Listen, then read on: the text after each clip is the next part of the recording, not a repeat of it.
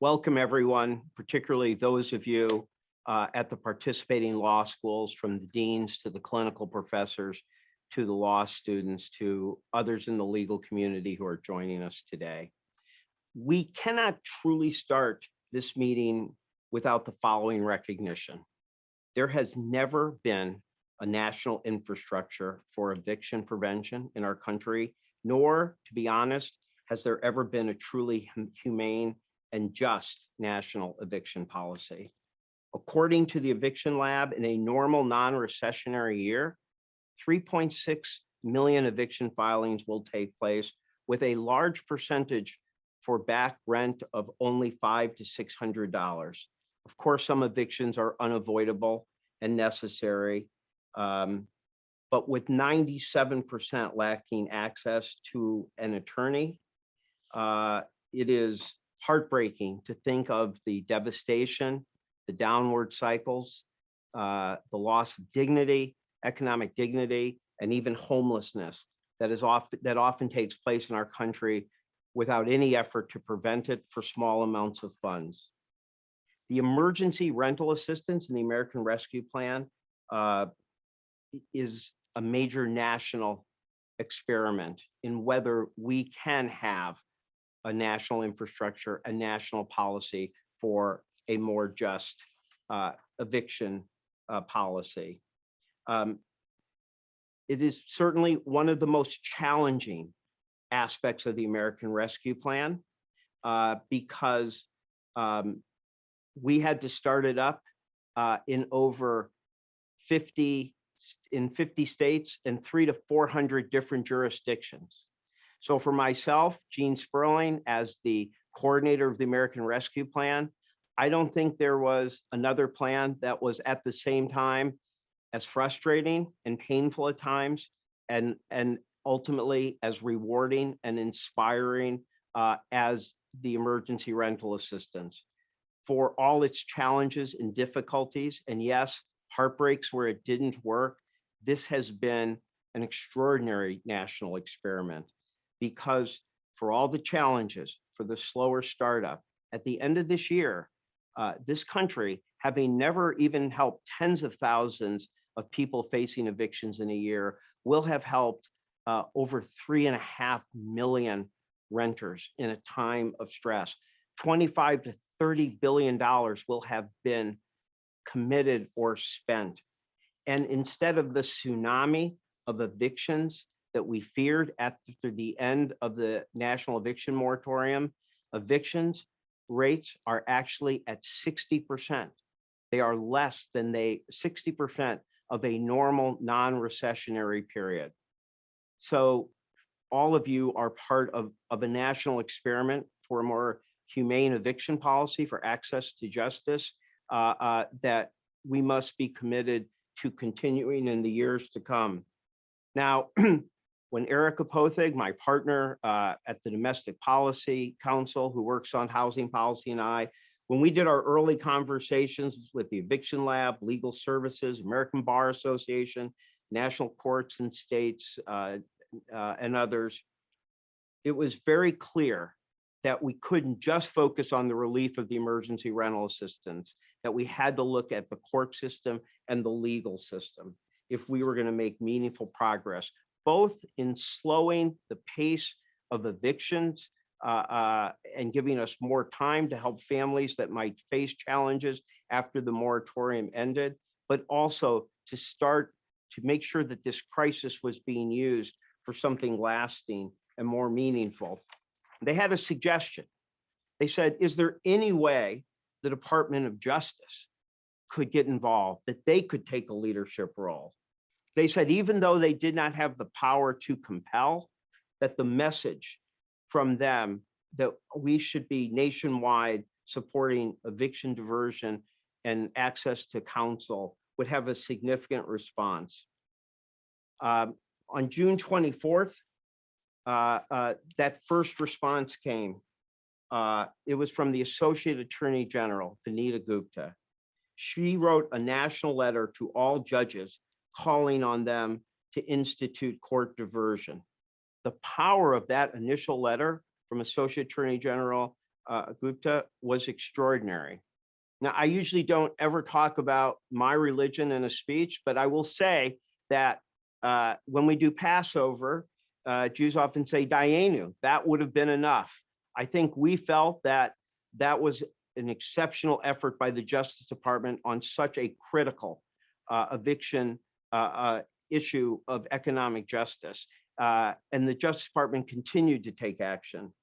But then on August 11th, the Attorney General himself did something extraordinary, perhaps unprecedented. He called together all of the state Supreme Court judges and challenged them to move forward on eviction diversion.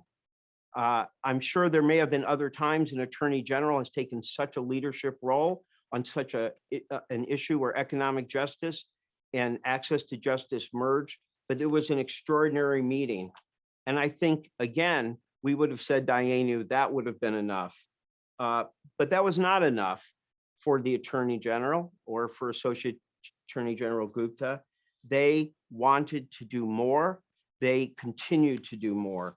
And on August 30th, the Attorney General called on the entire legal profession to act with urgency to address the housing and eviction crisis, as we now faced the end of the national moratorium. And many of you did not hesitate. Associate Attorney General Gupta and I spoke quickly after that to Trevor Morrison, the Dean of NYU, and Bill Traynor, the Dean of Georgetown. And we discussed whether it might be possible to get 10 or 15 law schools to agree to answer the call, to use their clinical law professions. Very quickly, they came back and said that 99 law schools in 35 states in Puerto Rico were making the commitment to move forward, committing their law schools to taking action on access to justice for those facing eviction. That was impressive, but that doesn't come close to what truly inspires me. What inspires me is that as we put together this conference, this summit today, it was so clear in the work and the research that we did that so many of you didn't just talk the talk, you have walked the walk. You will hear accounts from several places we chose, which are just examples of the law school students, the law school clinicals who have risen to the occasion, who are part of the 2,100 law students who've served over 81,000 hours to serve over 10,000 households in need, in distress. I think this is not only going to be remarkable for the heartbreak that you've prevented, that the dignity you've preserved, and the roofs over the heads that you have maintained, but I think this can be part of something more long-lasting. And I think that is what all of us feel committed towards. As I introduce our Attorney General who made this call to action, of course, I could spend a lot of time reading through one of the most remarkable resumes that you could ever see, from clerking for Justice Brennan to the Court of Appeals to being the Attorney General of the United States. I'd like to make a more personal note, though, as I introduce Attorney General Garland. We had a friend, a mutual friend, former Chief Judge of the Second Circuit, Robert Katzman, who passed away this year. On another issue, representation for immigrants, he took a leadership role a decade ago, before others had, as you are now doing on eviction diversion. And even though he tragically passed this year, that legacy lives on. He started something that lived on even beyond his particular work. I believe that that is what we are doing here. And one thing I will say about Judge Katzman, and I will say this about Merrick Garland, and it may not be the traditional thing you hear in an introduction, but in my life, they are the two people I have seen who have been judges, who are not just admired, but just loved by their clerks, by generation of clerks who work closely with them in a subordinate position year after year, I've never seen, like with Judge Katzman, the number of clerks who are so devoted and admiring of Attorney General Garland goes beyond the credential list. It speaks to character. It speaks to the type of person he is. It explains why he's the type of person who would jump into this issue and help on eviction prevention. And I think it will speak to the legacy that he will leave. So with that, the floor is yours, Mr. Attorney General. Well, thank you, Gene. Incredibly kind words. Really grateful. I'm grateful for your leadership in this important work and for inviting me to participate this morning. I'm grateful to the law school students, the professors, and the deans who are working on this project and work with us and who are here today. I'm even more grateful that when I issued the call for action to this community, you responded. On August 5th, I noted that as federal and state local eviction moratoria expired around the country, eviction filings were expected to spike and millions of Americans might lose their homes. So I asked you to help. I asked you to help tenants and landlords apply for rental assistance.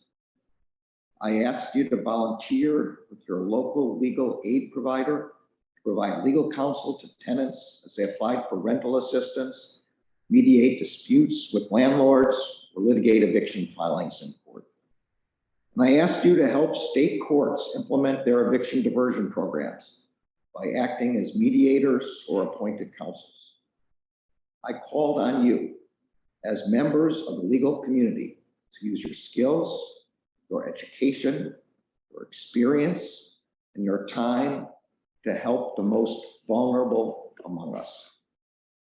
Today, we are celebrating the way in which you answered the call.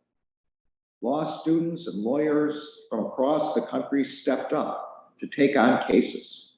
You mobilized pop-up clinics and medical legal partnerships to help families facing eviction and to help them keep their homes.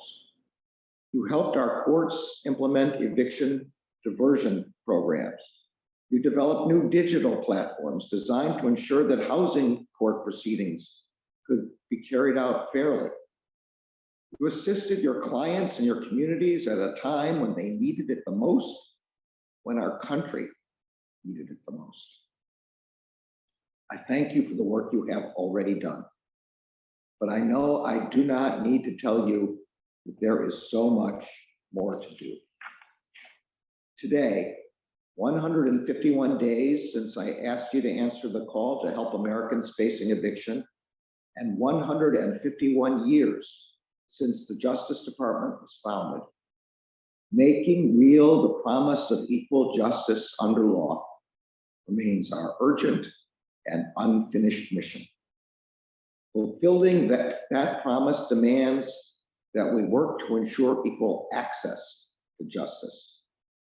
Even before the pandemic, the Legal Services Corporation found that 86% of civil legal problems facing low-income Americans received inadequate or no legal help. We know that without equal access to justice, tenants are evicted, families are fractured, innocent people go to jail, jobs are lost, veterans are left helpless, immigrants are left homeless, consumers lose protection, debtors lose recourse, children lose support, and domestic violence victims lose safety. Without equal access to justice, the promise of equal justice rings hollow. In May of last year, I launched a comprehensive review to explore the ways in which the Justice Department could expand its role in advancing equal access to justice. Our conclusion was that we must fundamentally reimagine how we fulfill this responsibility. As a first step toward reinvigorating our efforts, we announced in October that the Justice Department has restored a standalone Office for Access to Justice. Its mission is to work in partnership with those on the front lines of legal services to identify and address the most urgent legal needs of communities across America. I've asked our new office to evaluate how we can leverage the unique capabilities of the Justice Department to spur innovation and improvement for administrative proceedings, federal courts, state courts, and legal services. Today, I'm once again asking you to be our partners in this effort. As law students, as leaders of our nation's law schools, and as lawyers, you are uniquely positioned to help fill the gaps in our legal system. To that end, the department's Office for Access to Justice will be opening a pathway for partnership proposals. We look forward to soon having more information and details to share with you about this exciting new effort. In my August call to action, I referenced Attorney General Robert F. Kennedy's call to lawyers at the height of the civil rights movement to use their knowledge and skills to protect the rights of the most vulnerable among us. Thank you for accepting the legal profession's obligation in this new period to put your abilities to work to support equal justice under law. And now I want to speak directly to the law students in the audience. In the words of another Kennedy, you are the new generation of Americans to whom the torch of the legal obligation is being passed. Your service these past 151 days assures me that the torch remains in good hands. Thank you from the bottom of my heart.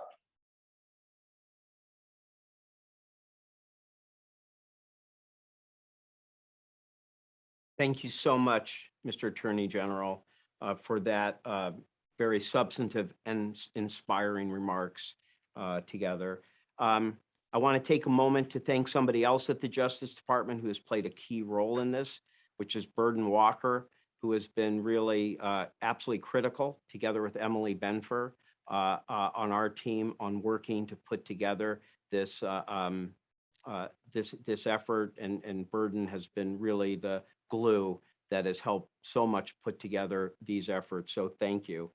Another part of the absolute critical part of the team, to say the least, comes at the Department of Treasury. While I coordinate the overall American Rescue Plan, very significant parts of the American Rescue Plan require the leadership of the Treasury Department. We're incredibly grateful to that constant partnership Erica and I are with Jacob Liebenluft, who leads the recovery team, Noel Pollo, who's been frontline on evictions, and many others. They've done extraordinary. But the ultimate leader of that, of the Treasury on the implementation of the American Rescue Plan and on the emergency rental assistance is the Deputy Secretary of Treasury, Wally Adeyemo, who was given the role at Treasury of being in charge of the overall implementation, designated to do that by Secretary Janet Yellen. Wally, of course, held very high positions in the Obama administration, actually ran the Obama Foundation, and now at the very young age of 40 is the Deputy Secretary of Treasury. He's been a great partner. He is still very actively working through so many of the practical issues that will continue on with the emergency rental assistance, including how it can be used to help with access to justice. So with that, Mr. Deputy Secretary, the floor is yours. Well, thank you, Gene, and it was great to hear from the Attorney General. And let me start by thanking everyone who is watching for your commitment to helping prevent evictions in our country during the pandemic. Today, there are families that remain in their homes, children that are still in their schools, and communities that have been held together because of the Emergency Rental Assistance Program and the hard work and determination of countless Americans, like the people on this Zoom today. The work you've all committed yourselves to providing legal services to families in need to help prevent evictions matter immensely. Research has found that housing instability increases the risk of job losses by as much as 22%. For children, studies show housing instability leads to poor health and lower educational attainment, effects that can compound over time to reinforce inequality. The pandemic's economic effects have left millions of vulnerable Americans facing deep rental debt, the threat of evictions, and the loss of basic housing security. Over the course of the last year, as you all know, the Biden administration provided over $46 billion to prevent eviction as part of the Emergency Rental Assistance Program. Today, just over 1 year into the Biden administration, ERA programs around the country have provided over 3 million payments to households, helping Americans remain in their homes. Eviction Lab data shows that in the 4 full months since the end of the eviction moratorium in August, eviction filings have remained below 60% of historical levels. This program is working, keeping families safely housed. But that success depends on the help of people like you in communities around the country.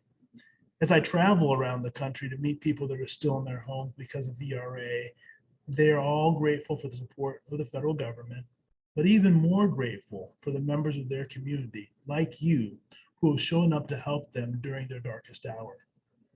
Putting America in a position to preserve their communities through the pandemic and invest in each other is exactly why the president proposed the American Rescue Plan. Today, as a result of those efforts, we have built a nationwide infrastructure for rental assistance and eviction prevention that did not exist prior to the pandemic, and that will persist even after the pandemic is in the rearview mirror. We hope the tools state and local governments have built to implement the Emergency Rental Assistance Program will be a lasting legacy of our response to the pandemic, creating models to address issues that existed even before this crisis. But before we can focus on the future, we must continue the hard work of preventing evictions during the pandemic. We need your help continuing to advocate for state and local governments across the country to adopt practices that have proven track records of helping rental assistance funds reach households in need. One of the most important practices Treasury recommends is the use of eviction diversion programs, partnerships between local court systems and legal aid providers that help tenants facing eviction to understand their rights, take advantage of emergency rental assistance, and stay in their homes. Programs you'll hear more about shortly from Associate Attorney General Gupta. This is where you and your institutions come in. Many of the law schools here today have played a pivotal role in supporting and staffing these programs. I know firsthand from my own experience as a student in a law school clinic that the work you are doing not only improves lives, it can be one of the most meaningful experiences you have in law school. The opportunity to work directly with families facing eviction from their homes, to help them through the legal process and give them the opportunity to keep roofs over their heads is something you will never forget. So again, thank you for all the hard work you have done and will continue to do to prevent evictions and support our communities. And we look forward to continuing to work with you.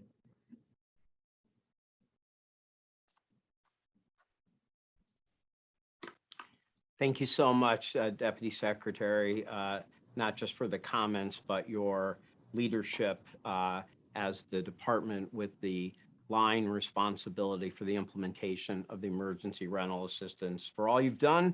And I know we have lots of work to continue going forward. Now I would very happy to introduce the Associate Attorney General, the third highest ranking member of the Justice Department, Vanita Gupta, is one many of us have worked with and admired. She was the Assistant Attorney General for Civil Rights under President Obama for 4, challenging years. She led the Leadership Conference for Civil Rights and did so admirably, and is now in the Associate Attorney General position. As I think I've already mentioned, her letter on June 24th was extraordinary. It was made a gigantic difference, and I think was the start of what we are now seeing as a major focus on eviction, not only with the relief fund, the relief that comes to both landlords and tenants in the emergency rental assistance, but for the capacity for it to spur a major national effort on eviction diversion and access to counsel. So with that, Associate Attorney General, the floor is yours. Thank you so much, Jean. I am truly, truly grateful for your leadership and partnership. You have spurred us all into action in so many ways on this front, and I don't think your contributions can be overstated. I also want to thank Burden Walker in my office and Emily Benfer and the whole team. It takes a lot of folks for staying focused over the last many months on this critical effort. And I want to join the Attorney General and Deputy Secretary Adeyemo in thanking all of the law students, their deans and clinical instructors for answering the Attorney General's call to action. The impact that you've had on your communities and on the lives of so many is so deeply inspiring. And the infrastructure that you've built to respond to the Attorney General's call will prove critical as the Justice Department continues to work to increase access to justice for all Americans. There's no question that the pandemic exacerbated an existing eviction and housing crisis across our country. Over 3 million people were displaced in a typical year. The lifting of the CDC's eviction moratorium and other state and local moratoria across the country only made the problem worse by removing a vital lifeline for so many households.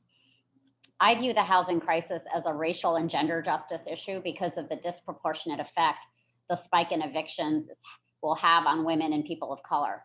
It's a poverty and economic security issue because of the long-lasting effects that we know evictions have on families. And as the CDC has made clear, it's also a public health issue because of the risk of community spread of COVID-19. As the Attorney General discussed for the Justice Department, addressing the housing situation is also a critical part of the department's reinvigorated commitment to increasing access to justice for every American and to reduce the barriers and entrenched disparities in our civil legal systems. We know that losing one's home can have catastrophic economic and psychological consequences on a family. That's why since last spring, the department's been spearheading an effort to promote the use of court-based eviction diversion strategies. Eviction diversion programs encourage landlords and tenants to resolve disputes without formal litigation. Studies have consistently shown that these programs can significantly increase the likelihood families can remain in their homes. And as the Chief Justice, Mary McCormick of the Michigan Supreme Court has said, eviction diversion are a win-win-win. They help tenants stay in their homes. They help landlords obtain resolve to their complaints and access rental assistance funds. And they make courts more efficient and they increase access to justice. In June, I sent a letter to state court chief justices and court administrators around the country to urge them to implement eviction diversion strategies. The letter highlighted the kinds of actions that some courts had already taken in the hopes that it would inspire other courts to follow. For example, I suggested that courts consider requiring landlords to apply for rental assistance before filing for eviction, as courts had done in Pennsylvania. I urged courts to think about staying pending eviction cases for a period of time to allow litigants to apply for rental assistance, as the Michigan Supreme Court had done. And I recommended that courts consider modifying form summonses and court notices to alert litigants to rental assistance, as the Texas Supreme Court had done. Over the longer term, I encourage courts to build out more comprehensive programs that might include access to counsel. We know that providing legal counsel to tenants can make an enormous impact on the resolution of eviction cases. For example, a study of Cleveland, Ohio's Right to Counsel program showed that in cases where a legal aid attorney was able to represent a tenant, 93% were able to avoid eviction or an involuntary move. I am incredibly gratified that since last summer, many states have begun to implement diversion programs in their own court systems. In November, the Indiana Supreme Court announced the creation of a new program that will require local housing courts to inform landlords and tenants about the availability of rental assistance and mediation. The New Mexico Supreme Court recently announced that it is piloting a whole system that uses court-based facilitators to encourage early resolution of housing problems. And in New Hampshire, a new court-based program is proactively encouraging tenants and landlords to meet before they reach the courthouse to resolve their disputes ahead of time. If that doesn't work, then mediators are available at the courthouse to encourage resolution and allow families to stay in their homes. I'm hopeful that more and more state courts will implement similar programs in the coming months. But there's no question that these courts cannot do it alone. They need partners like the National Center for State Courts, which recently launched an eviction diversion initiative that will provide funding to state courts to hire staff members and ensure the sustainability of eviction prevention programs.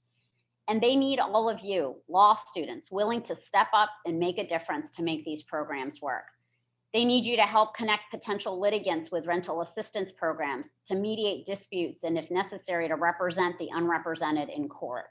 We know we have an incredible network of legal services organizations around the country that have stepped up to meet this moment, and we are so grateful. But we also knew that we needed to activate the law school communities around the country to help meet the challenge as well. So thank you again for answering the Attorney General's call and for the time and effort that you've given to keep Americans in their homes. I failed my own law school years at NYU School of Law, no less, doing as many clinics as I could because of the extraordinary experiences they gave me and the impact that I wanted to try to have. It is no exaggeration to say that the work that you have done and are doing has saved lives. I'm inspired by your commitment and really look forward to hearing more about the impact that you will make on your communities and on our country. So please keep working for equal justice for all and stay hopeful. Thank you.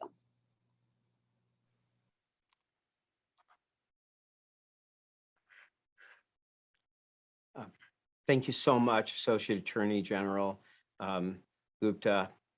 We're friends, so it's very hard not to just say Vanita, but I'm trying to do titles.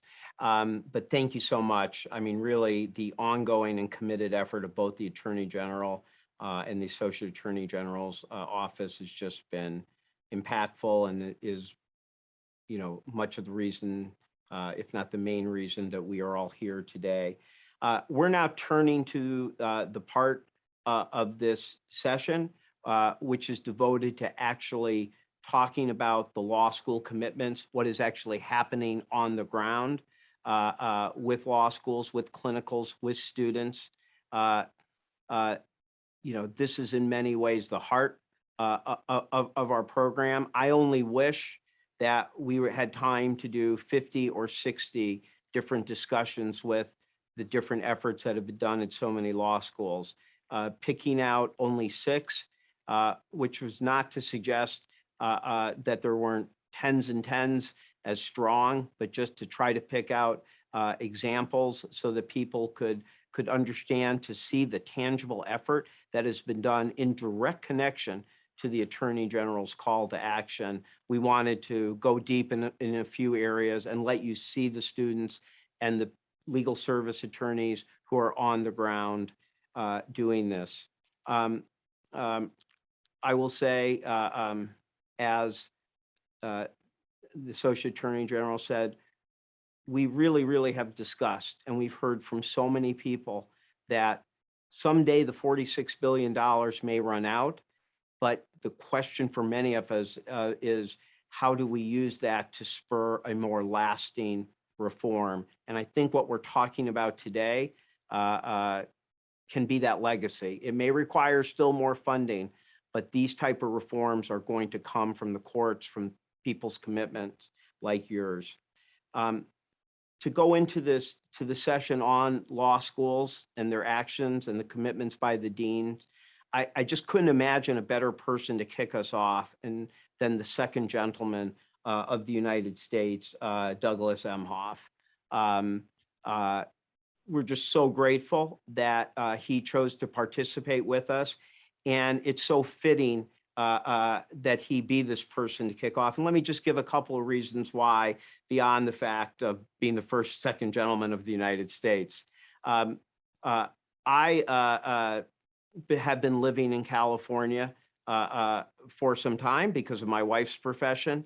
And so I'd gotten a chance to meet the second gentleman before any of this had happened, and get a sense of his reputation, how the high, not just the high level excellence he is held in or thought of in terms of his legal work, but his sense of justice and commitment. This is someone who came into this job with really an extraordinary reputation among his peers and in the people he had worked with.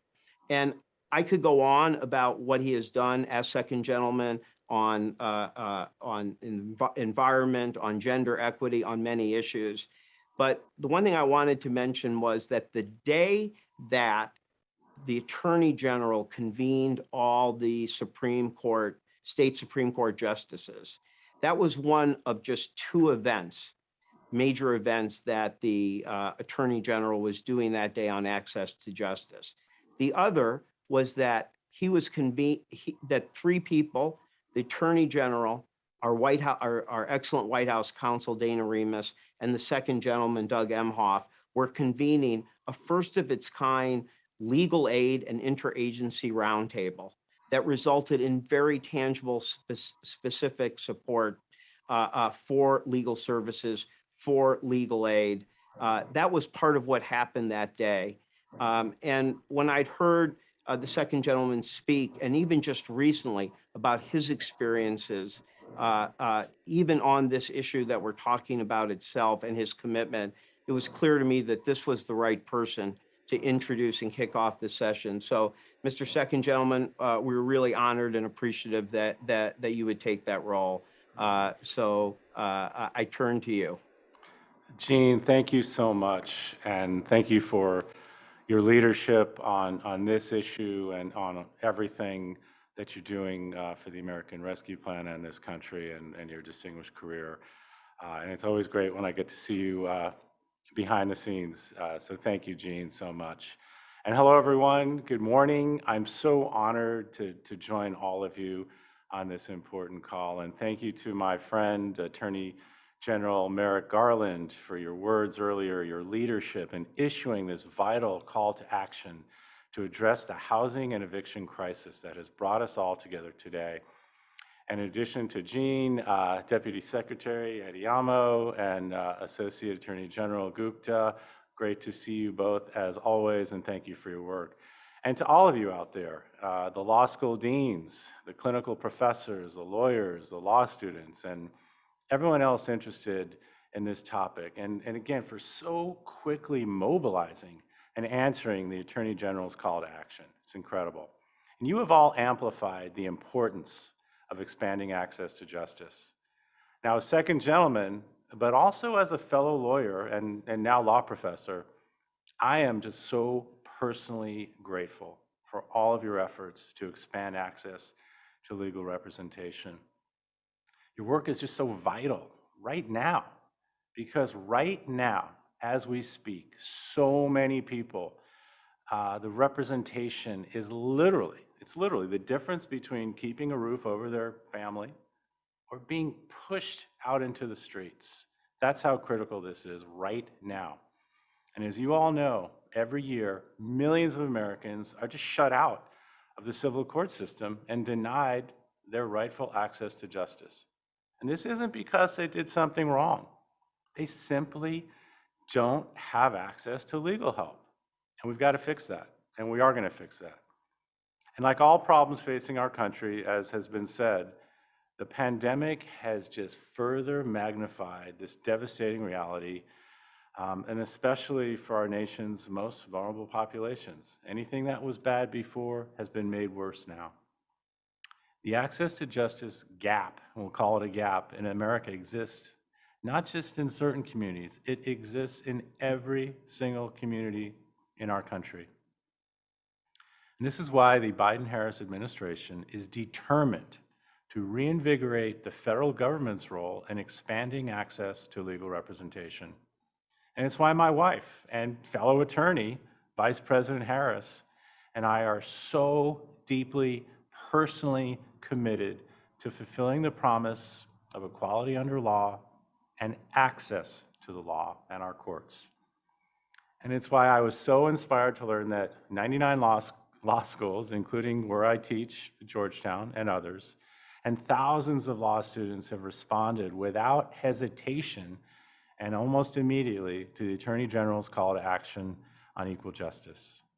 Now, to all the people who are going to be presenting later today, to the deans who have charged their law schools to serve justice, to all of you inspired law students out there who have answered this call, to the devoted law school clinical professors who guide their way, and to all those legal service attorneys out there who serve as tireless warriors of access to justice. I've met so many of them around the country. I'm so grateful for the work that you have already done and are yet to do. I'm so appreciative of what many of you have already done to stand beside families that are facing the devastation of eviction, and all you've done to help them navigate some of the most difficult months in our country's history. And again, for all that you will do in the future. The Vice President and I are just so inspired by your robust response to the Attorney General's call to action. We were literally just discussing it this morning at breakfast. We want to be your partners in your demonstrated commitment to build a legal system that is just, fair, and accessible to all. Again, this work is not only literally keeping a roof over someone's head, this is also something that can be personally transformational for you as an attorney. I know it was for me. I remember being a young lawyer in Los Angeles back in the early 90s when my law firm first introduced me to Bet Sedek, literally meaning House of Justice. It was there that I learned about the vitally important work that lawyers and law students can do to provide access to justice for those most in need. Now, when fighting wrongful eviction cases as a pro bono attorney underscored not only the power of justice, but also the profound impact of representation on people. I did those cases. They've never left me. The stories of the people we represented have and will always stay with me, and that is why this work is so important to me personally. Those stories underscore that the law is a vehicle for equality and justice, but only if us lawyers ensure it. The families and individuals that I met early on in my career, as well as the ones that I've met recently in my travels as second gentleman, have and will continue to make me a lifelong advocate for access to justice. And they will continue to inspire the work that I will do in the future on this and many other topics. I got to go home to Los Angeles last week. I made a special visit to check in on the team at Bet Sedek. The attorneys I met, who were so incredible, told me about the devastating risks of eviction and homelessness for so many, too many people in our community. And one of the attorneys shared this remarkable story about a 94-year-old World War II veteran. For merely asking a question about a $5 rent increase, his landlord served this man who lived there for years with an eviction notice for threatening management. Legal aid attorneys helped this veteran stay in his home. He was so grateful for the help he was provided that he volunteered to help the organization advocate for more legal aid support, speaking publicly about his circumstances and how legal aid made the difference in his life or death difference.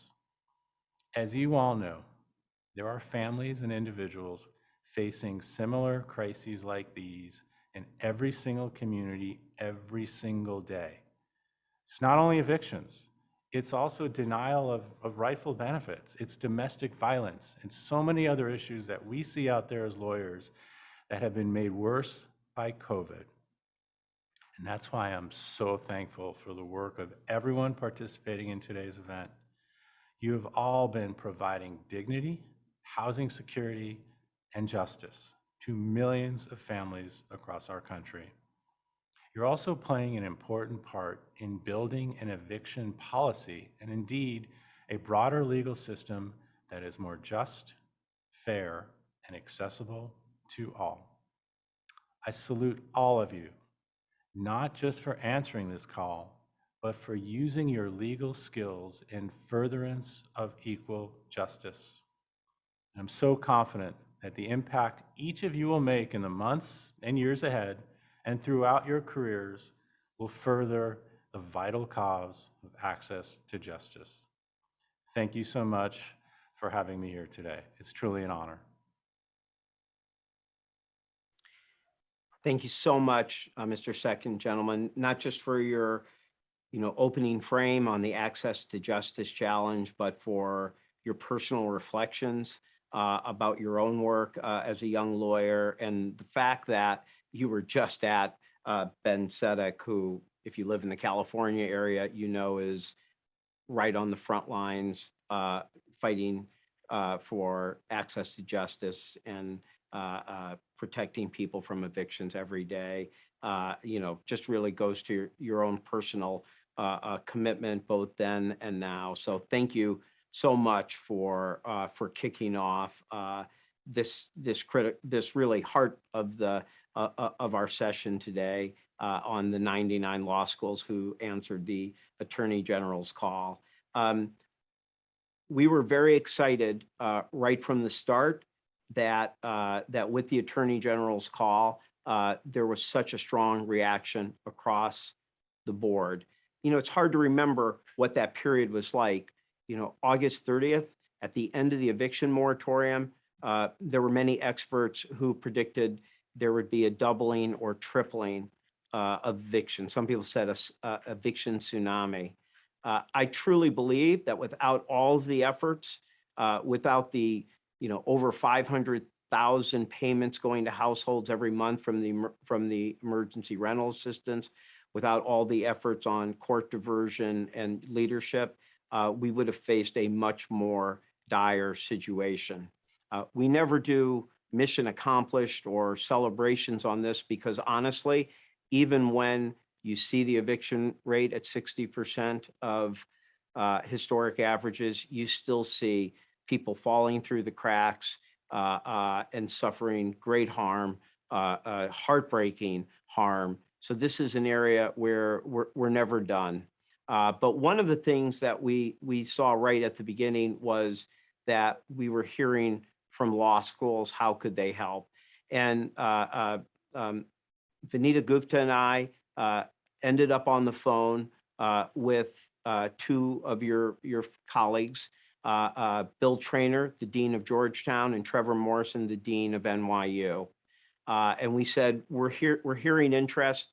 Is it possible, that you could help reach out and see if there are 10 or 15 people who'd be deans who'd be interested in their law schools. And I'll be honest, we would have thought that would have been a very significant response to the call to action. One of the first reactions that that Trevor and Bill came back with, which was, well, one great partner we're going to have is Angela Onwachi-Willig, the Dean of Boston University, because she is tremendous and inspired and ready to go. And so I wanted to now turn over to Bill and to Trevor to thank them for their efforts in trying to help on the organization, and also have Dean Onwachi-Willig speak as well as the opening on behalf of the deans. Obviously, the reason we're here today is the fact that 99 law schools, deans and their law schools answered the call. It's extraordinary. Again, we wish we could have more time to talk with all of you. So the law school deans and the programs, the 6 programs we'll go through, are just merely representative of, I really think an extraordinary call to action in an area that has been deeply neglected in our country, despite the fact that the harm that results from lack of legal counsel in evictions can be one of the most devastating, not only for the renters themselves, but the long-term emotional and education and economic impact of their families and their children. So with that, let me first turn over to Dean Traynor and Dean Morrison to speak first, and then to hand over to Dean Onwachi-Willig. So for the 3 of you, the floor is yours. Well, thank you very much, Gene. And it's an honor and a privilege to be speaking with you today. When Dean Morrison and I learned of the Attorney General's call to action, we immediately went to work recruiting other deans to join our statement of support. It was a Saturday, and as Gene just said, we were hoping to have 10 or maybe 15 join us by Monday. And we were absolutely overwhelmed with the response we received in that time frame. 99 schools and 100 deans answered the call to action. But I should not have been surprised by my fellow deans' willingness to join the Attorney General's call to action. The response was powerful and it was impactful. Millions of people were facing an immediate tragedy of epic proportions. And as deans charged with training the next generation of lawyers, we have an obligation to use our resources to work towards a more just society. Because of the leadership of the 100 deans, law students across the country, many on this call today, have enlisted in the effort in ways that have been so helpful for so many people as they face the consequences of eviction. As we heard from the Associate Attorney General, these actions have certainly saved lives. Over 2,100 students dedicated over 81,000 hours to serving over 10,000 households since the Attorney General's call to action, and that is just astonishing. We've heard that for many students, this experience was transformative, that it's led them to think that their career as lawyers should be responding to the housing crisis. And we've heard for others interested in practicing in other areas of the law that they have learned that this would be a meaningful and significant pro bono activity for them. At Georgetown Law, our students and faculty are committed to our motto, law is but the means, justice is the end. When our community learned about the eviction crisis threatening so many District of Columbia residents, we understood the threat to justice and took the opportunity to help in whatever ways we could. For instance, 30 students volunteered over the weekends to help residents complete rental assistance applications at pop-up clinics organized by the DC Office of Attorney General. And our clinics work to represent clients facing financial insecurity and evictions. 14 of our students last summer enrolled in a housing advocacy litigation clinic with Range for Justice, joining students from George Washington University Law School and American University Law School. And together, they prevented over 24 scheduled evictions, 24 families who were not evicted. The Health Justice Alliance, our medical legal partnership working in DC's lowest income communities, did public benefits checkups for all of their clients to assess and advocate for any benefits they might be entitled to, and provided assistance and legal representation to patient families to promote their financial and housing security. Equally important, our students educated community residents at risk of eviction about options for assistance. The Health Justice Alliance trained their medical partners who serve low-income patients about eviction prevention, including emergency rental assistance and other strategies for housing security promotion, so that they could identify patients who needed assistance. And they distributed 500 flyers about emergency rental assistance and eviction prevention to their medical partners working in 2 of DC's lowest income schools. This work will continue.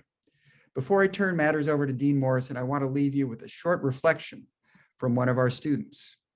This student, as a result of this initiative, assisted tenants with filling out rental assistance applications. Although she had participated in numerous service opportunities assisting people experiencing homelessness, she said, quote, "That work comes at a point in someone's journey when any number of struggles have had time to accumulate." She described her work on this initiative as the most powerful because it, quote, saved people from eviction. So for many families, for so many people across the country, this has been transformative and an extraordinary opportunity for all of our law schools and students. And we're all so proud to be part of this initiative. So again, it's an honor to be here. It's an honor to be part of this initiative. And let me now turn matters over to Dean Trevor Morrison. Thanks, Dean Traynor. It's a real privilege and pleasure to be working with you on this initiative. together with Gene Sperling, the Associate Attorney General Vinita Gupta, who's a graduate of our law school, and so many others.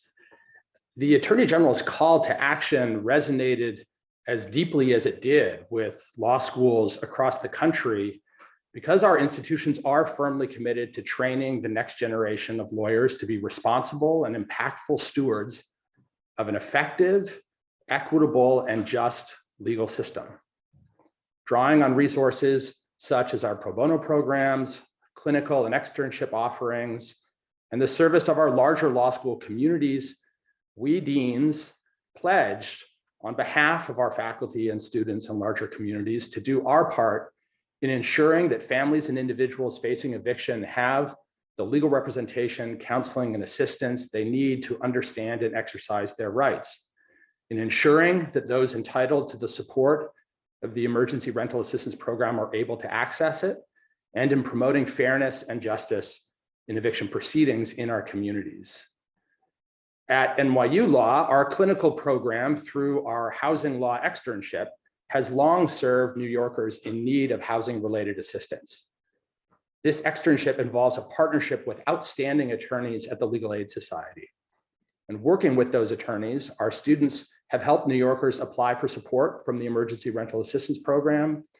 They've helped fight illegal evictions, and they've helped tenants obtain necessary repairs to their homes, which became even more crucial at a time when many New Yorkers were at home in quarantine. In a typical year, 10 NYU Law students participate in this externship. But this year, in response to Attorney General Garland's call to action, an additional 60 students volunteered to assist in the critical effort to respond to the eviction crisis. Beyond that, our faculty and students have deepened our working relationship with the Legal Aid Society to develop the Tenant Defense Collective, a coalition of law students, social work students, and legal services attorneys who are committed to helping New Yorkers access emergency rental assistance in order to avoid the worst consequences for tenants at risk. As volunteer participation in these efforts has increased exponentially in response to the Attorney General's call, so too have our education and outreach efforts, not only to tenants, but to local elected officials and community-based organizations on the front lines of this issue. In providing legal support to New York tenants and promoting awareness of and access to federal and state rental assistance programs, we've been able to help tenants and landlords alike. And as Dean Traynor said, this work will continue well into the future. Our commitment to this important work will endure. And now I'm happy to turn things over to Angela Onwachi-Willig, the Dean at Boston University.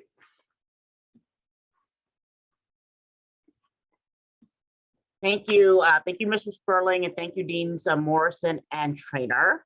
It's an honor and privilege to address this distinguished group on such an important topic. When the Supreme Court ruled against extending protections for tenants that have been put in place due to the COVID-related financial crisis, millions of residents across the nation face the threat of eviction. Attorney General Merrick Garland's call to action mobilized law schools to help those most vulnerable to losing their homes. With a history of providing pro bono representation to families facing eviction from the founding of our first legal aid clinic more than 50 years ago, one of the oldest programs of its kind and now known as a civil litigation and justice program, Boston University School of Law was prepared to heed the Attorney General's call by leveraging technology to help tenants through MAID.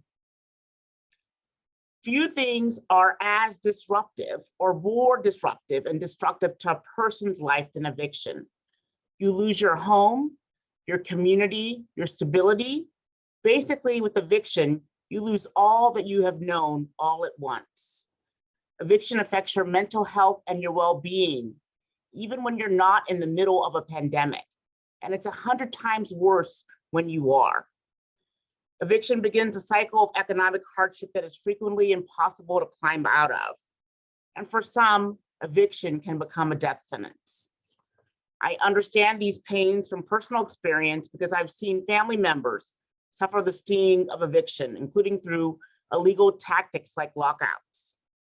For students who were inspired to action during the eviction crisis, I hope they have learned how fulfilling it can be to help others, to give voice to the voiceless.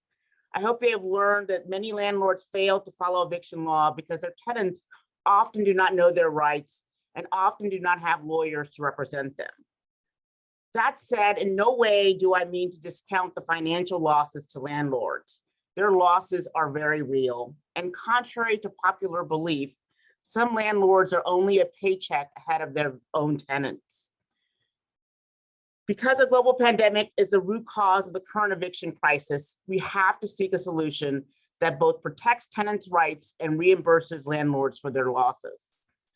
But we also have to recognize that the eviction crisis is only a symptom of a larger problem, a nationwide access to justice crisis.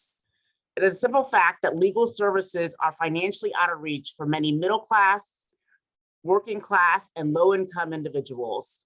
Approximately 80% of people who would qualify for free legal assistance cannot obtain it. Therefore, it is absolutely essential for law schools to play a role in expanding access to legal representation for underserved populations, both directly through clinical work and indirectly by instilling in our students and alumni a responsibility to serve the most vulnerable people among us. Thank you for your time.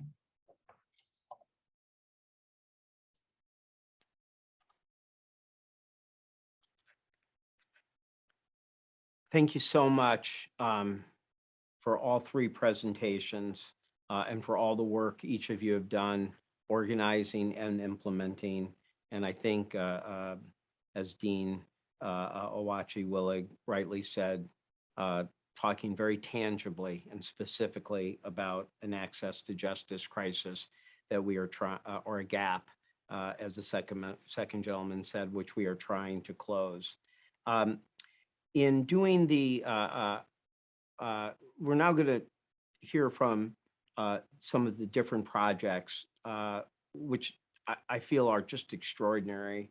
I'm just so inspired by what we've actually seen law students and clinical professors, doing on the ground, and the innovation and the passion.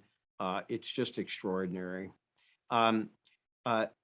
We're going to have two different people introduce at different times. The last few will be introduced by Emily Benfer, who is on leave from Wake Forest. She was part of the initial team we consulted with at the eviction, that the eviction lab convened for us, for Eric and I, in April, May, and we were able to steal her for a year. You may have heard that beneath the Attorney General and Associate Attorney General and myself, that Burden Walker in the Department of Justice and Emily Benfer have really carried the major load in helping to organize the day that we are part of right now. So Emily Benfer will be one of our introducers. Our first will be Ron Flagg. And I have to take a moment here just to say, first of all, Ron Flagg, as president of Legal Service Corporation, has been one of our key partners and advisors from early on, from when this was first starting, when things were at their most difficult. We were working together with Ron. And I think when you talk about that access to justice gap, what I kind of think about a little is the phone calls that Ron would organize with the legal service attorneys around the country who are working on this.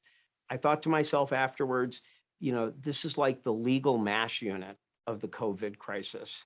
They are on the ground, on the front lines, and sadly, they are triaging, working around the clock.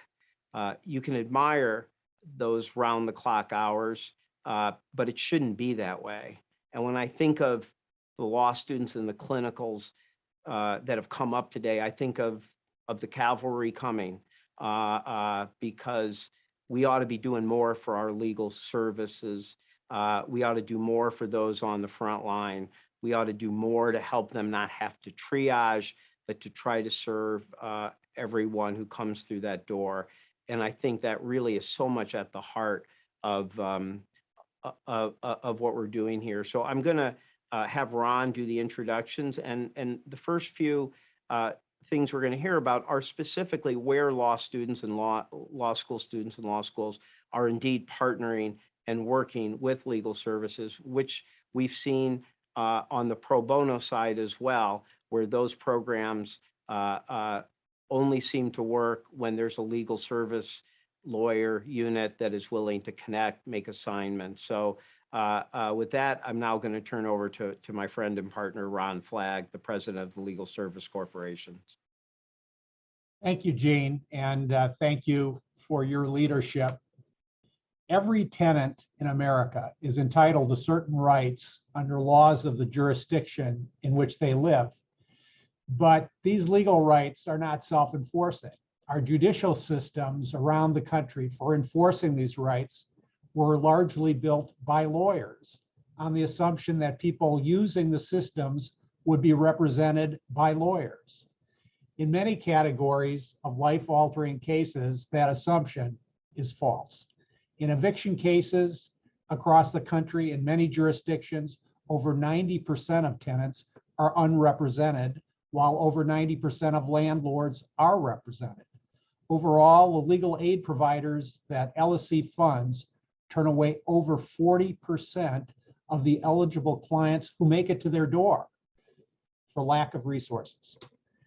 As has been cited several times today, our 2017 Justice Gap study showed that only 14% of the civil legal problems confronted by low-income Americans receive adequate legal assistance.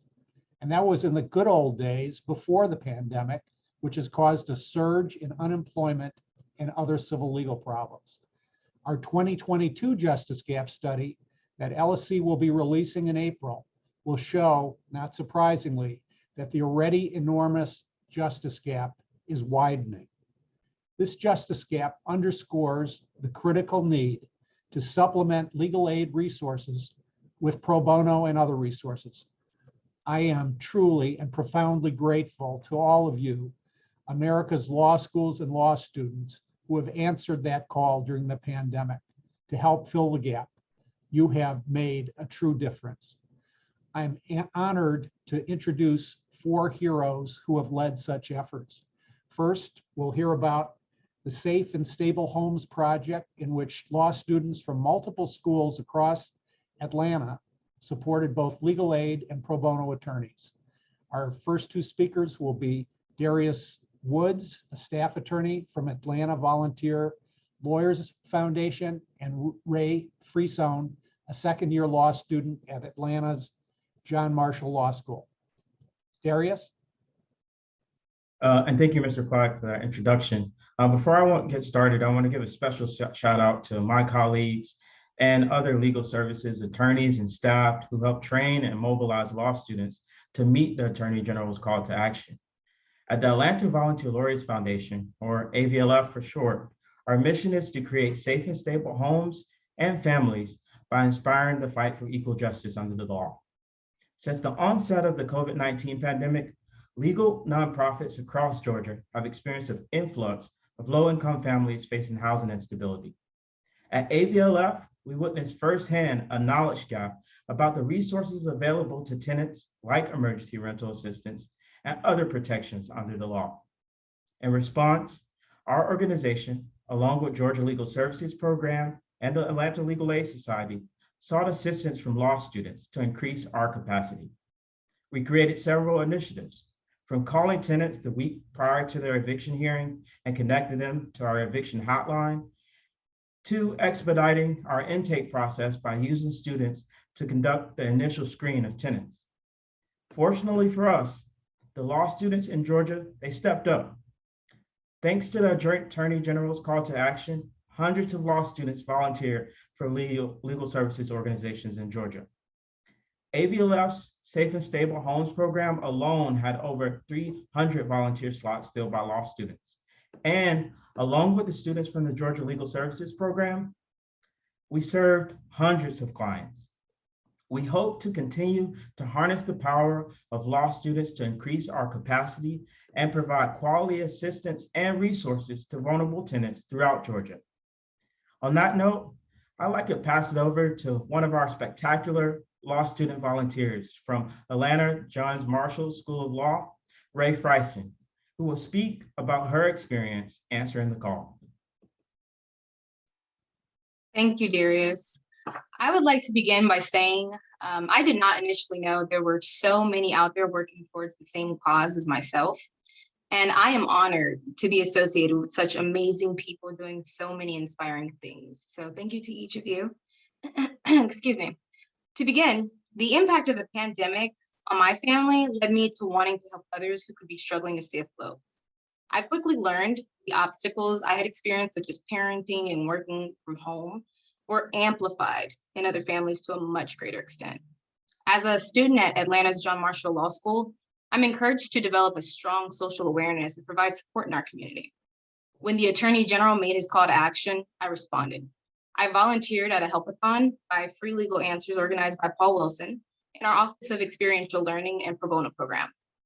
During that experience, the overwhelming eviction questions asked caught me by surprise. Afterwards, I was so inspired to continue this work that I volunteered with the JLSP. My role there was to interview applicants for rental assistance facing homelessness due to the end of the moratorium.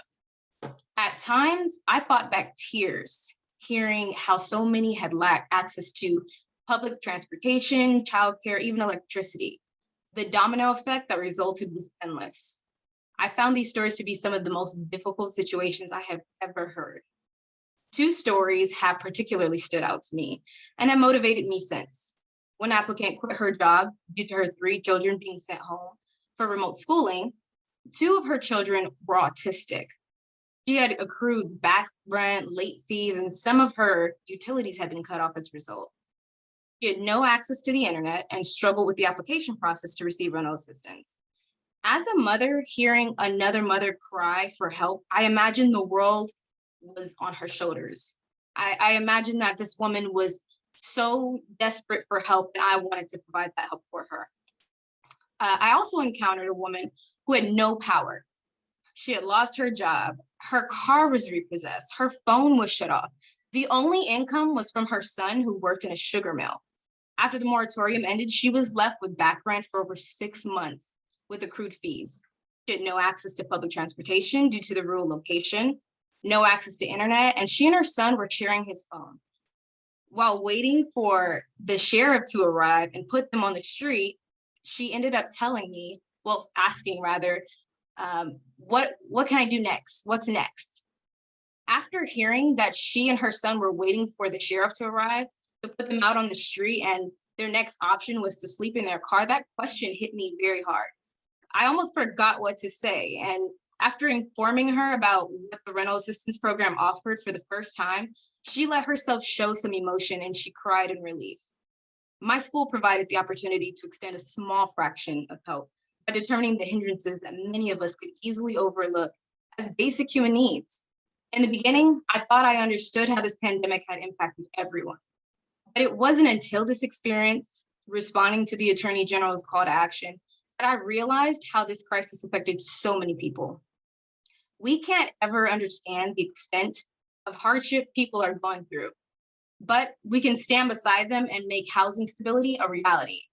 I look forward to providing support in my community, and I hope that one day we are one step closer to achieving that unity that I've seen in our collective efforts to answer the call to action. Thank you. Thank you, Ray. Next, we'll hear about the Tenant Assistance Project in Nebraska, and we'll be hearing from Rachel Tomlinson-Dick, a third-year law student at the University of Nebraska. Rachel? Thank you, Mr. Flagg. It's an absolute honor and pleasure to be here among such amazing housing justice heroes. Lincoln, Nebraska is likely not a place that comes to mind when people think about the eviction crisis. But unfortunately, Nebraska has some of the most unfair eviction laws in the nation. For example, tenants do not need to be provided actual notice of upcoming eviction hearings. Until recently, this resulted in many tenants being completely unaware they were being evicted until a sheriff or constable came to their home and forcibly removed them and placed their belongings on the sidewalk. Even for those tenants who did learn of a pending eviction action and went to court to try to keep their home, the laws were stacked against them, and less than 2% had legal representation. Over 80% of these cases resulted in tenants being displaced, generally on the same day as their hearing, even though research from that same period revealed that over half the evictions filed were brought unlawfully. Early in the COVID-19 pandemic, when all state court hearings were halted except for evictions and debt collections, Professor Ryan Sullivan started the Tenant Assistance Program, or TAP for short. TAP ensures that every residential tenant facing eviction in Nebraska's 2 most populous counties has access to free legal counsel at court. TAP functions as a coalition between numerous partners, including the University of Nebraska College of Law, the Nebraska Bar Association, and the City of Lincoln's Commission on Human Rights, with many other organizations such as Legal Aid of Nebraska providing support and resources. Shortly before the Attorney General issued his call to action, Alan Duggar, myself, and several other students began working to establish an organization at Nebraska Law focused on supporting TAP's efforts by recruiting, training, and coordinating student volunteers. Attorney General Garland's call to action and our Dean Richard Moberly's swift and enthusiastic response to it helped us to expand from a small group of dedicated volunteers to a community of students engaging with efforts to prevent mass eviction in our state. Our student organization has 3 symbiotic areas within which it coordinates volunteers, all of which are critical to TAP's ability to help vulnerable tenants. First, students assist with outreach, visiting the homes of every tenant with an upcoming eviction hearing to ensure they have notice and provide them with a packet of information and resources. Law student volunteers also create eviction defense packets for every eviction hearing on the docket each week. Each packet contains an overview of the case and lists all possible defenses that a volunteer attorney could bring on the tenant's behalf.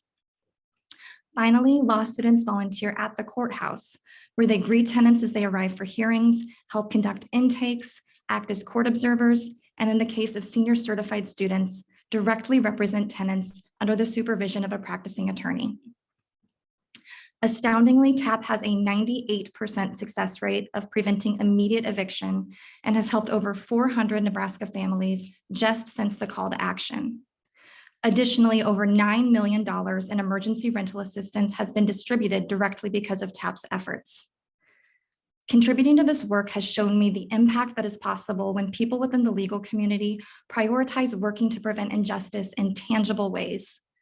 I resolutely agree with the Attorney General that ensuring access to justice, irrespective of wealth or status, is one of the highest ideals of the legal profession.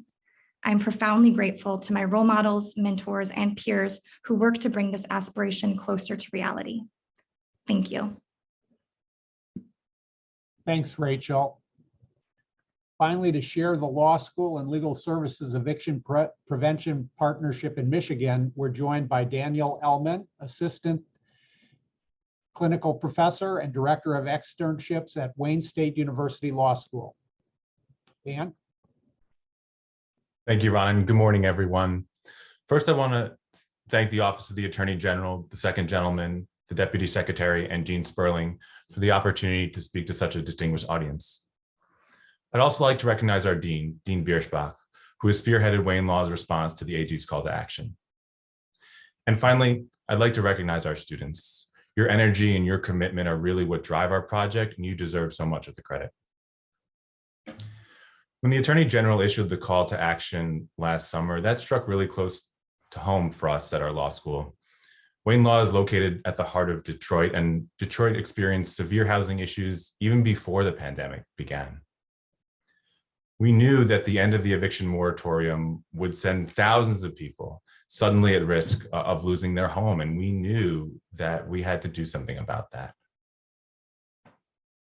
Immediately after the call to action, Dean Bierschbach gathered together the directors of our experiential learning department, the pro bono department, and the student board of governors to figure out what we could do. And at that time, Detroit Housing Court was facing hundreds of eviction cases every day, with the vast majority of tenants unrepresented and unprotected. So to fill that gap, we teamed up with the City of Detroit, Lakeshore Legal Aid, and the United Community Housing Coalition to create the Warrior Eviction Defense Corps. The idea was for law students to fill this critical gap in legal services.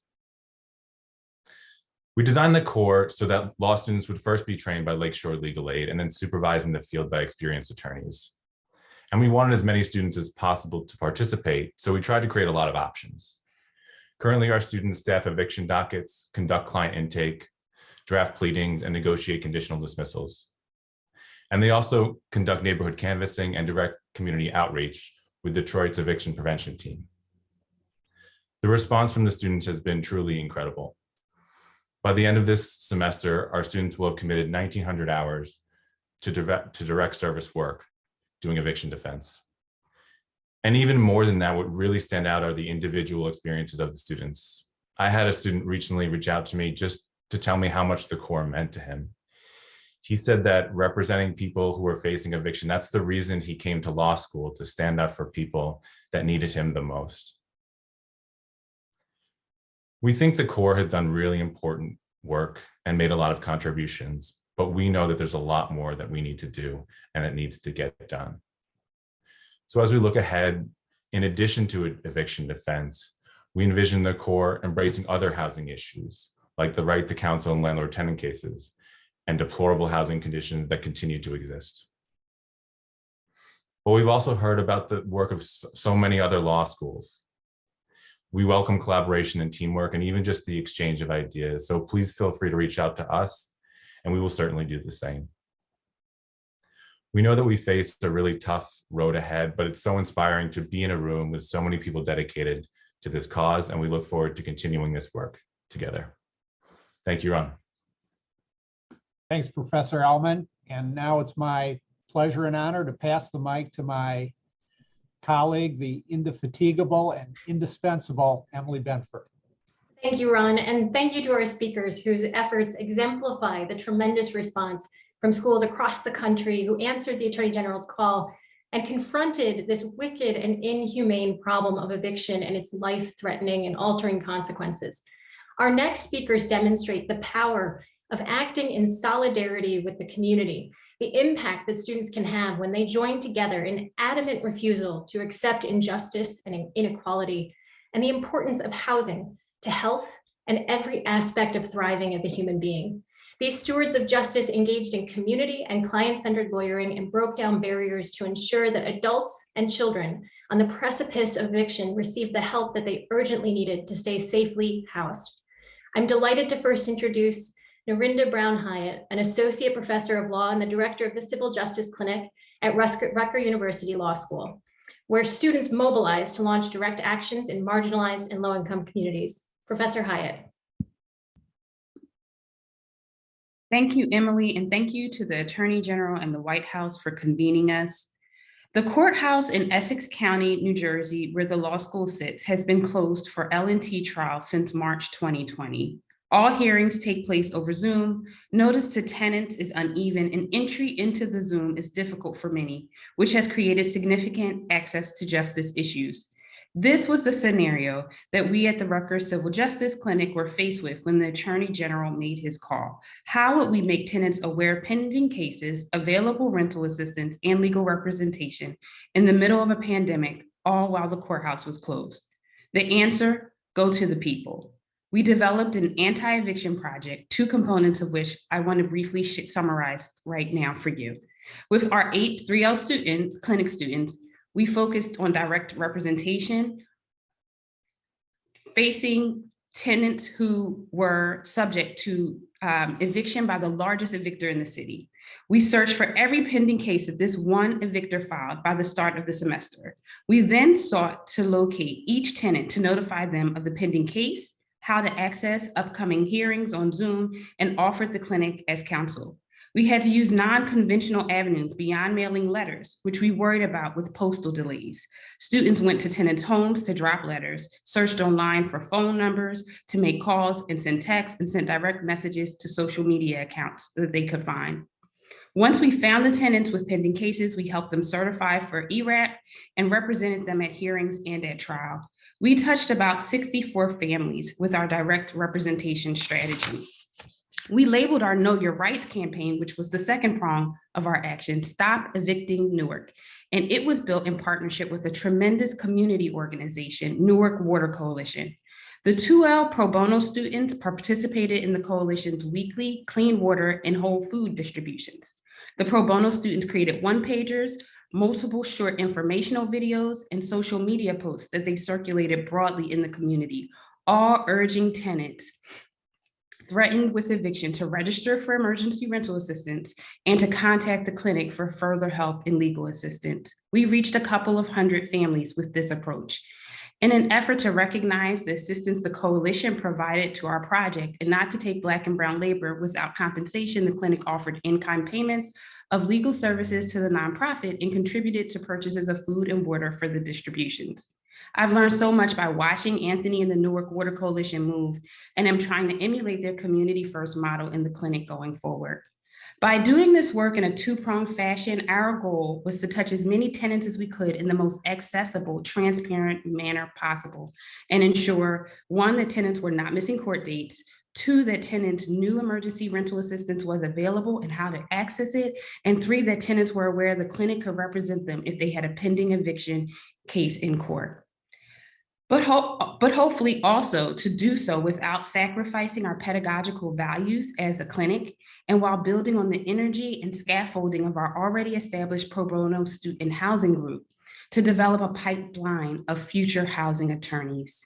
As I conclude, I want to offer deep thanks to the New Jersey Legislature for financial support, co-deans Quizon Vilazar and Mutcherson, Clinic Dean John Dubin, our Camden colleagues who also engaged in housing justice work in response to the Attorney General's call, RU alum Victor Monterosa, who rejoined the clinic full-time to increase capacity, and especially to the students, of course, the Newark Housing Rights Coalition at Rutgers Law School for recruiting and training 30 pro bono students, 2L Asia Norton, and clinic student 3L Gianna Sanguinetti, both of whom are in the room today. The AG's call brought all of these RU stakeholders to a common table to stop evictions in New Jersey. Thank you so much for including us. Thank you, Professor Hyatt, to you and your students for your powerful housing justice work. Now we will turn to Professor Jesse Hamilton McCoy II, who is a clinical professor of law at Duke University School of Law, where faculty and students heeded the Attorney General's call by creating a new court-based eviction prevention legal clinic. Professor McCoy. Thank you, Emily. At the time of the call to action, there was an increasing concern about several issues. There was the impact of evictions on the COVID infection rate, the impact of evictions on the economy, and the most effective means of administering government aid. However, what is often lost is the focus on the people impacted locally. Durham, North Carolina has been in the midst of an eviction crisis for years, which has only been exacerbated by COVID. And here it is common that life's minor setbacks for some are absolute catastrophes for others. And the ways in which COVID harmed our neighbors was particularly insidious. People lost jobs or missed work due to quarantine or illness or the need to care for children who are now learning remotely. People lost connection with their friends and family support systems, and people also ended up being hospitalized. As such, Duke Law School and its civil justice clinic heeded the call and recognized the immense and immediate need for help and the unique position we're in to be able to do something about it.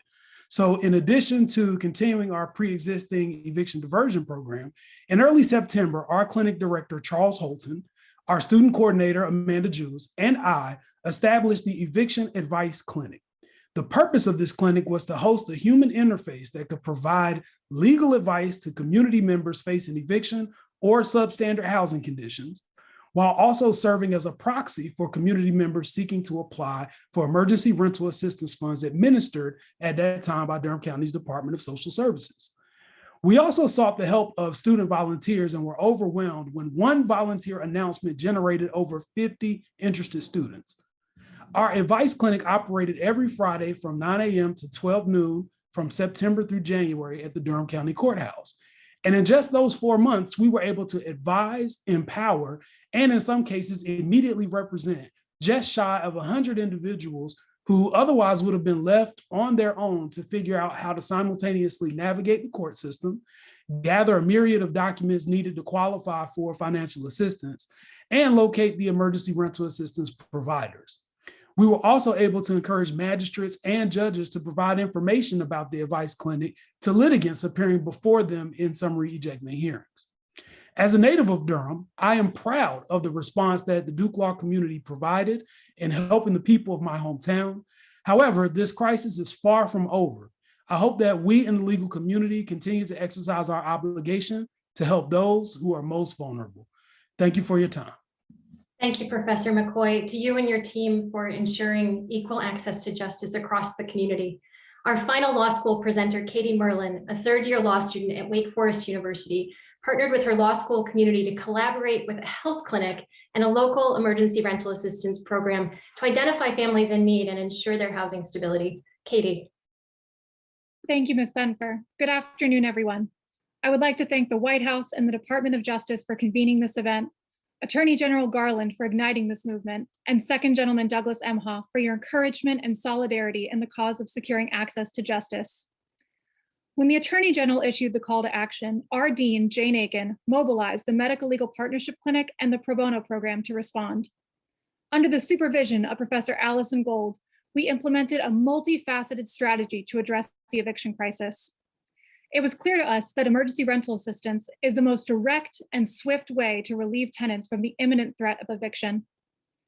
First, we partnered with the county's ERA program to increase outreach and applications in the most vulnerable neighborhoods. We developed dual language informational flyers and posters and partnered with trusted community leaders to canvass, raise awareness, and encourage tenants to apply for funds. Second, we collaborated with medical and undergraduate students to hold multiple ERA workshops for low-income patients at the local health clinic. We offered on-site application assistance to tenants and screened for their legal needs. Third, we hosted trainings for over 50 medical providers serving the highest risk communities. We emphasized the devastating consequences of eviction and housing instability to patient health, and trained providers to refer patients to us for help with ERA and legal representation in evictions. Between direct representation and outreach, our clinic served approximately 110 households. Our collaboration with frontline healthcare providers enabled us to reach those high-risk families and create a holistic, community-wide approach to the housing crisis.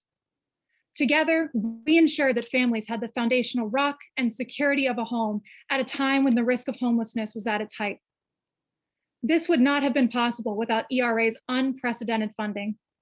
We believe access to the American Rescue Plan's ERA program is the reason that eviction rates are at historic lows in our community. There is one client in particular whose story demonstrates the impact of the ERA program. When we met Mr. G at our on-site workshop in November of 2021, he didn't believe he was eligible for ERA funds. His young son had just contracted COVID, and Mr. G had spent the last 2 weeks away from work nursing him back to health and had just received an eviction notice. Without assistance, they were at imminent risk of homelessness. We quickly submitted his application that same day. I know I will never forget the relief in his voice when I called to tell him that his application had been approved and that he and his family would be able to spend the holidays at home without fear of displacement. Having recently witnessed my own mother experience the trauma of housing insecurity, I'm reminded how ubiquitous the threat of eviction is and how it is our duty as legal advocates to do everything in our power to support those in need, especially during this difficult time. Answering this call to action has been, as the second gentleman stated, deeply transformational. I am dedicating my career to the pursuit of housing and health justice and ending the cycle of trauma associated with eviction. I think for all of us here today, this work and the lived experiences of our clients will continue to guide us in the unyielding effort to achieve housing security and equal justice. Thank you. Thank you, Katie, for your justice stewardship, and to the thousands of students who, like you, are beacons of hope across the country. You give us all confidence that a future of housing justice is in reach. And with that, I'd like to turn it over to Gene Sperling to introduce our last speaker.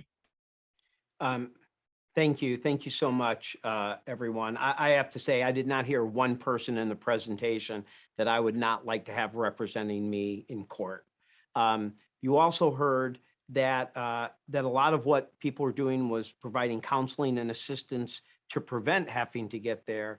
And so it is very true that counsel and counseling is critical. And I want to acknowledge the Department of Housing and Urban Development, HUD, who are great partners with us in this effort and take a lot of the leadership on the counseling side, which is a good lead-in to our last speaker to close, which is Erica Pothig, who's the Special Assistant to the President for Housing and Urban Development at the White House Domestic Policy Council that is run by Susan Rice.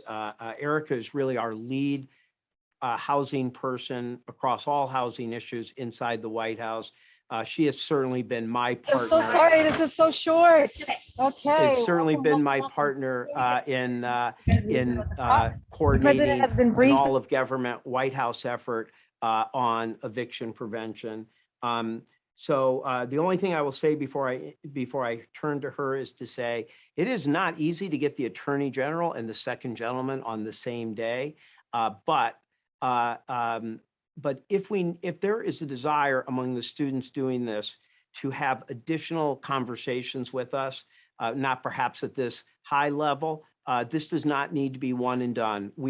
You are our partners. We admire what you're doing. So if there are law students, law schools out there who would like to coordinate some further dialogue with us, I want you to know I can't promise you the Attorney General and second gentleman every time, but I think you'll find Erica and I and other people at Treasury and Justice can be there and helpful. So this, again, can be an ongoing dialogue. With that, I want to turn over to Erica Pothig to close our really excellent session today. Thank you very much, everyone. Thank you, Jean. Thank you for your leadership and the leadership of so many who have been acknowledged already on this call. I'm grateful to be able to have joined you today, to be inspired by your stories, and to be able to be the last person to thank you all for your extraordinary efforts. I know I take away from today's conversation the inspiration that my colleagues do, but I see in the future a new generation of housing advocates that have been born out of this time. And that excites me probably more than anything, in addition to the service that you have done to your fellow citizens and those facing housing instability. So thank you. Thank you so much for all that you have done. As Jean mentioned, preventing evictions has been and will continue to be a pillar on the president's housing agenda.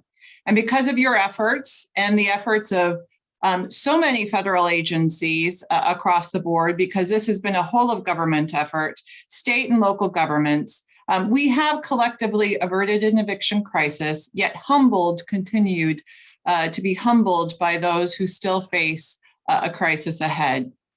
I want to end by some reflections on another housing issue that we have been working on that has also benefited from the efforts of so many providing access to justice.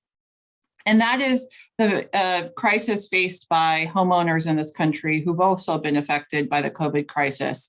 Over the last 2 years, 8 million homeowners entered mortgage forbearance programs that helped them avoid foreclosure. The CARES Act established a foreclosure moratorium and other kinds of supports, which the Biden-Harris administration extended last year. Now, these measures were a lifeline during a period of great instability. The vast majority of these homeowners have found financial stability again, but over 900,000 homeowners are still in mortgage forbearance today. And the majority of these homeowners have mortgages backed by federal agencies like the Federal Housing Administration, for instance, at HUD. Now, the positive point here is that we have more tools to help these homeowners come out of this crisis on firmer footing and avoid foreclosure.